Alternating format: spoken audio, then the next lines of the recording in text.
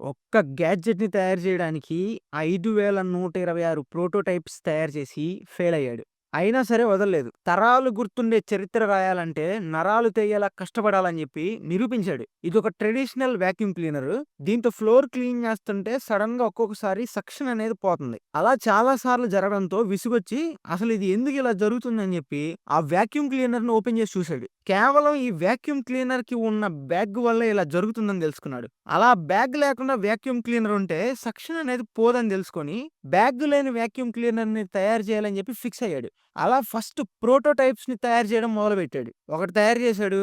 2, 3 అలా 100 అయినియి. Still not working. అయినా సరే పట్టొదలలేదు. ట్రై చేస్తూనే ఉన్నాడు. 100, 200 అయినియి. 200, 500 అయినియి. 1000, 2000 అలా చేస్తూనే ఉన్నాడు. అయినా సరే వర్క్ అవ్వట్లేదు. తన దగ్గరున్న డబ్బులన్నీ అయిపోవడంతో తనున్న ఇంటిని కూడా తాకట్టు పెట్టేసి ప్రోటోటైప్‌లు తయారు చేస్తూనే ఉన్నాడు. 5 సంవత్సరాలలో 5126 ప్రోటోటైప్‌లు తయారు చేసి అన్నీ ఫెయిల్ అయ్యి ఫైనల్‌గా సక్సెస్ అయ్యాడు. కథ ఇక్కడితో అయిపోయిందనుకుంటున్నారా?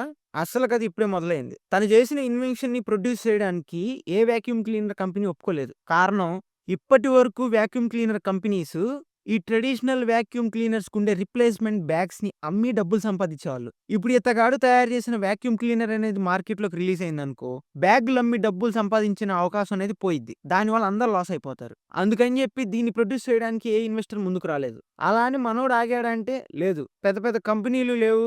పెద్ద పెద్ద ఇన్వెస్టర్లు లేరు. సోలోగా ప్రొడక్ట్‌ని లాంచ్ చేశాడు. లాంచ్ చేశాక చాలా మంది నమ్మలేదు ఇది వర్క్ అయిద్దంటే. ఒక్కో వాక్యూమ్ క్లీనర్ వచ్చేసి $400. ప్రైస్ చూసి చాలా మంది నవ్వారు. కానీ రోజులు గడిచే కొద్దీ నవ్విన నోర్లు మూతపడ్డాయి. ప్రొడక్ట్ సేల్స్ అనేది పెరగడం మొదలైంది. సేల్స్ అనేది ఎంతలా పెరిగిందంటే సోలోగా స్టార్ట్ అయిన జర్నీ ఇప్పుడు ఒక ఇంటర్నేషనల్ కంపెనీగా మారింది. వాక్యూమ్ క్లీనర్స్‌తో ఆగకుండా ఎయిర్ ప్యూరిఫైయర్‌లు, హీటర్‌లు, ఫ్యాన్‌లు, లైట్లు, హెయిర్ కేర్ ప్రొడక్ట్‌లు ఇలా అన్నీ తయారు చేశాడు.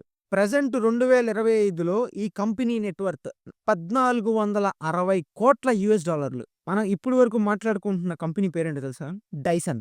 ఇంకా మన పట్టు వదలని విక్రమార్కుడు ఈ కంపెనీ ఫౌండర్ పేరేంటంటే జేమ్స్ డైసన్.